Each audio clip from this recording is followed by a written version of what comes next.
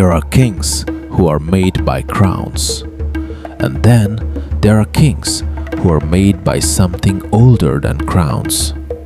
Something that cannot be given or taken away. Something written into the soul before birth, before breath, before the first cry into darkness. Sundiata Keita was the second kind. But you would never have known it watching him as a child. The griots, the storytellers of West Africa, the keepers of memory, say that a hunter once came to the court of Nare Magan Konate, the king of the Mandinka people.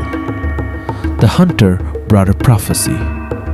"A great king will come from your bloodline," the hunter said.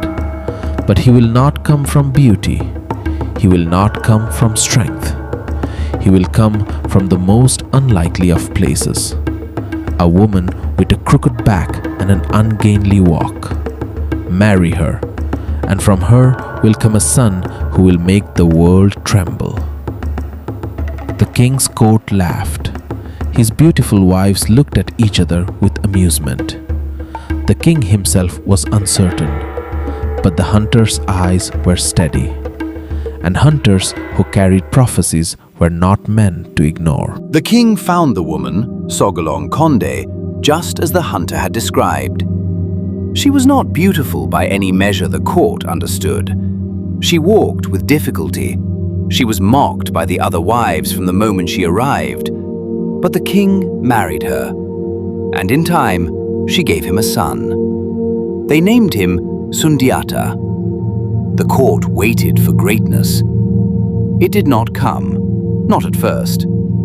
Sundiata could not walk, not at 1 year, not at 2, not at 3.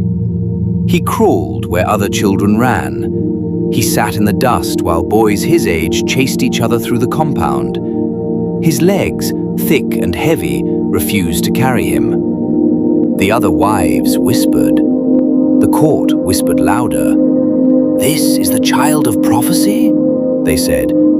"This boy who cannot lift himself from the ground?" His mother, Sogolon, bore it all in silence. But silence, as every mother knows, is not the same as peace. Inside her chest, something burned. Grief and fury, and a love so fierce it had no name. She bore it, and she waited. The mockery grew worse when the king died. A new king took the throne, one of Sundiata's half-brothers, steered by his mother, who hated Sogolon and her crippled son.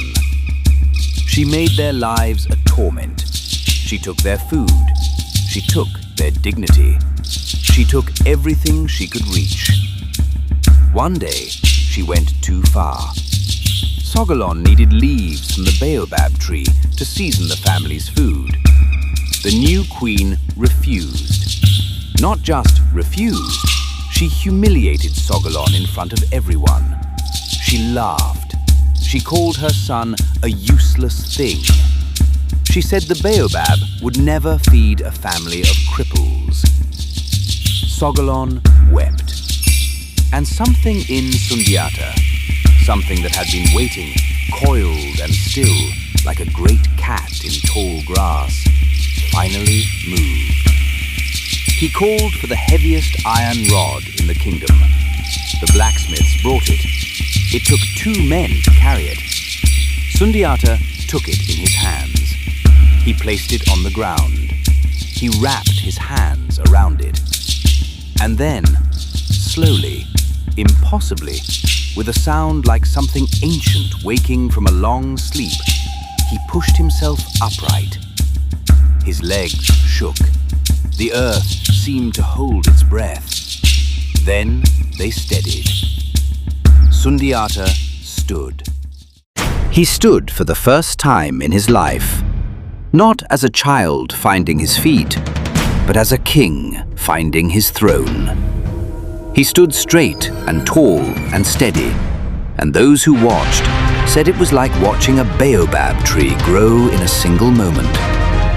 He walked to the baobab tree in the courtyard. He wrapped his arms around it. and he pulled it from the earth, roots and all, and carried it to his mother's door. "You will never have to ask anyone for baobab leaves again," he said.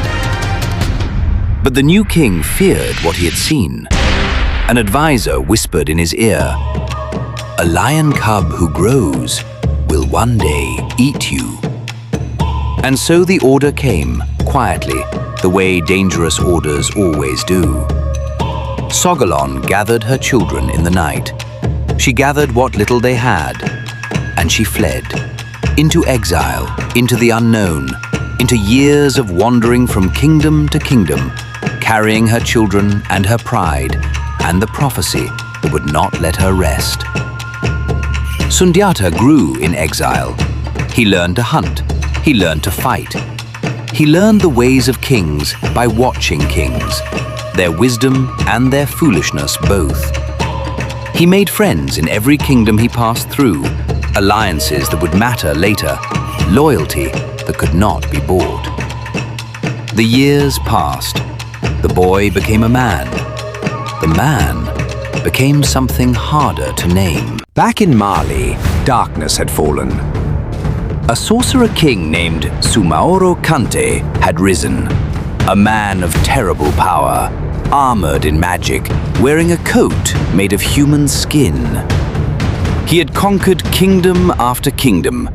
He had driven the Mandinka people to their knees. He taxed them into poverty, broke their spirits, burned their dignity like dry grass. The people remembered the prophecy. Messengers found Sundiata in exile. They came on their knees. "Come back," they said. "You are the one. You are the only one." Sundiata looked at his mother. Sogolon's eyes were steady. The eyes of a woman who had carried a prophecy for 20 years and never once put it down. He came back. The battle that followed shook the earth. Sundiata gathered every alliance he had built in exile, every king who owed him loyalty, every warrior who had seen what he was. He built an army not of fear, but of belief. But Sumaoro Kante was powerful beyond ordinary weapons. Swords did not harm him. Arrows fell away. His magic was ancient and deep. Sundiata searched for the secret of Sumaoro's power, because every powerful thing has a weakness, and every sorcerer's magic has a source. He found it. The spur of a white cockerel.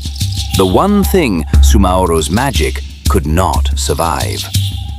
An arrow tipped with that spur found Sumaoro at the Battle of Kirina.